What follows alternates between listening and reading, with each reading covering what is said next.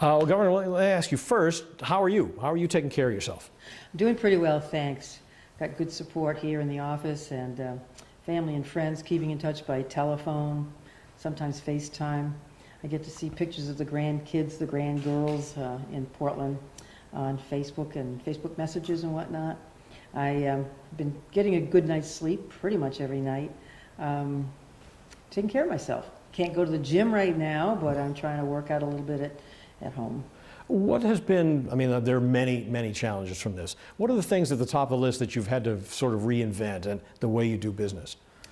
Oh, well, I mean, things went kind of upside down all of a sudden when we were working on legislation. The legislature was in session, and we were monitoring bills in work sessions in 17 committees. And then suddenly this thing dropped, and everybody decided to take it very seriously.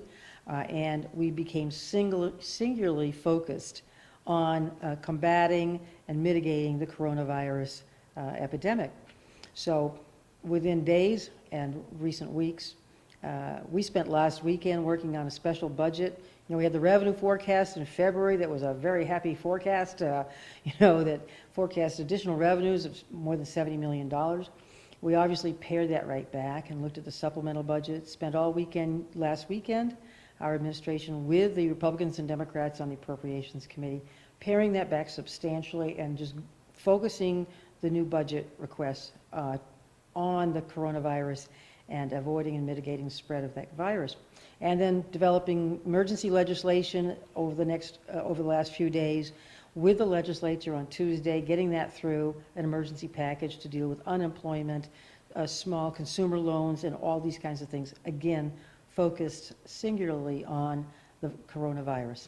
Well, of course, you've had to essentially upend the lives of most Mainers by putting harsh restrictions, some would call harsh, but certainly aggressive measures, yeah, as you've called them. Is this something that has to keep evolving? You know, it's a day-to-day thing. I did not want to close businesses as such. I did not want to interrupt the flow of people's lives more than absolutely necessary. But then, you know, in the last week, it has become necessary. And I've been talking to the congressional delegation. I've been talking with the President and the Vice President of the United States on phone calls, I think 3 or 4 times in the last 7 days. I've been talking with the other governors to see what they're coping with. When I listened to Governor Cuomo, Andrew Cuomo, sorry, Mario was great too.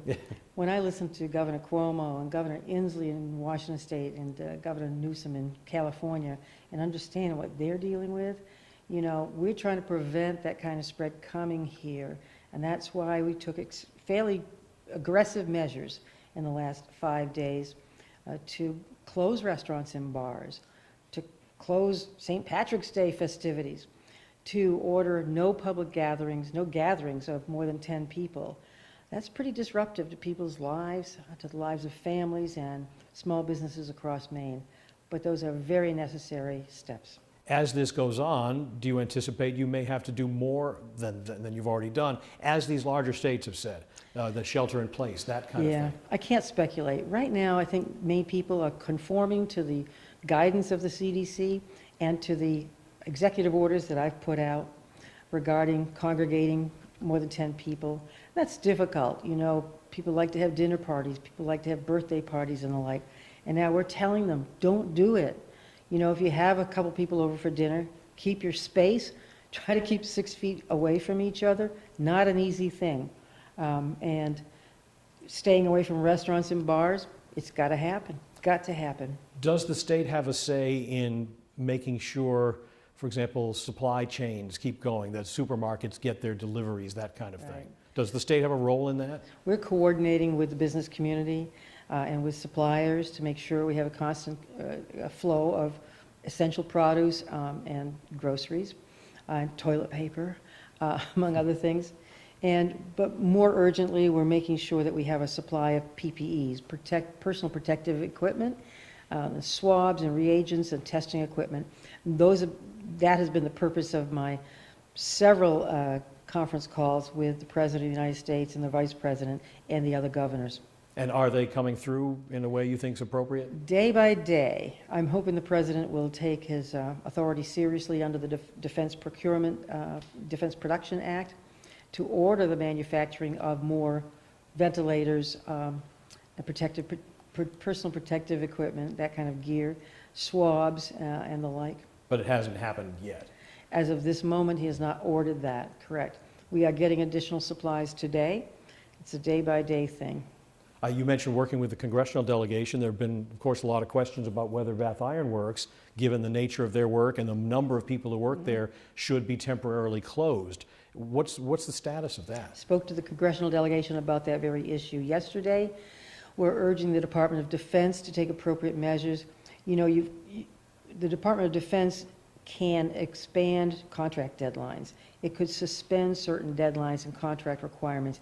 It could be much more flexible with the duties that Bath Iron Works has under the Defense Department contracts. And it should be. And it should do that uniformly, not just with Bath Iron Works, but with other General Dynamics facilities and with Ingalls, with the competitors of Bath Iron Works as well. I'm concerned about the safety and the health of the thousands of people who work at Bath Iron Works. It's very hard for them to accommodate spacing, social distancing as we call it, physical distancing, and other measures to protect their health and safety and that of their families. So I'm concerned about that. I'm hoping that the federal government will take appropriate measures to allow Bath Iron Works, to allow their employees to stagger their workplace, the work hours, and stagger their requirements and let them go home. Allow them to have paid leave, paid for by the federal government. So how would you characterize how well state government is running through this so far? State government is running. We've had, you know, there are more demands than ever before in many ways. When it comes to child protective, public health nurses, processing unemployment claims. You know, we had more than 6,000 claims in about 3 days. And the new law that I signed into effect after the legislature left Tuesday night allows an expansion of unemployment benefits, rightly so. People on temporary leaves of absence because of the COVID-19 epidemic, people who are otherwise not necessarily qualified may qualify now. And we've waived the 1 week waiting period. So those claims are coming in. And we urge everybody to file their claims online. The telephone lines are pretty busy.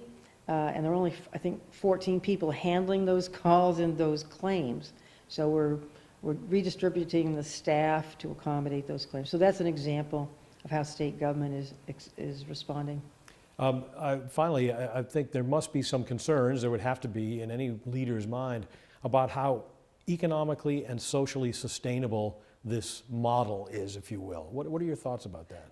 The model? Well, in terms of having to restrict businesses, you know, it's all well and good to say, well, be sure to, you know, buy a gift card or do takeout from your restaurant, but it can't ever, I don't think, replace dining in and the Portland, Old Port businesses, for example, that are always packed. There are obvious economic and financial impacts. I'm very concerned about the hospitality industry as we move into the spring, and today's the first day of spring, ta-da! And the weather is breaking, but I'm concerned about the impact on the hospitality industry. And that's one of the things I've talked with the members of Congress about. There's a Senate bill moving its way through the process to allow small business assistance, some kinds of loans to people like restaurateurs, which would then turn into grants if they use it to pay employees' wages and the like. So those things are kind of being addressed as we can. There are no easy answers. These are uncertain times, or as Doris Kearns Goodwin might call them, no ordinary time. You know, and I feel concerned about the children and the most vulnerable people in our populations.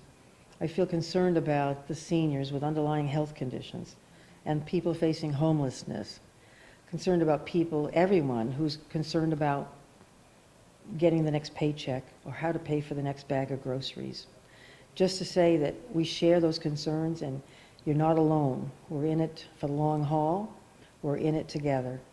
I'm concerned about children who are going to bed without a hug from their parents.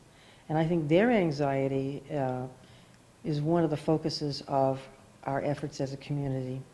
That we want our children and grandchildren to know that we're in this together, we are all family, and that no child should go to bed scared. Every child should receive words of reassurance and love from a parent or family member every night. Their health and safety depends on their sleep and their anxiety levels too. One other thing occurred to me. We've been hearing a lot from people who say they're worried that Maine is so inviting because we don't have a lot of cases and people have summer places or they bring their RVs up here, and there's some are saying, hey, who's keeping tabs on all these people coming into the state much earlier than they would for the summer season generally? Is that a legitimate concern, or is that just something that people kind of whipped up in their own minds? I think it's pretty anecdotal at this point. I think it's anecdotal. People are free to travel, but we ask them to be cautious about interacting with other people wherever they're from. And if you've just come back from Florida, same advice applies. If you're a Maine resident who's been traveling, be very cautious. Engage in social distancing or physical distancing from others, as we've cautioned everybody to do. All right, Governor, thanks very much. Appreciate Thank your time. you. Thank you very much.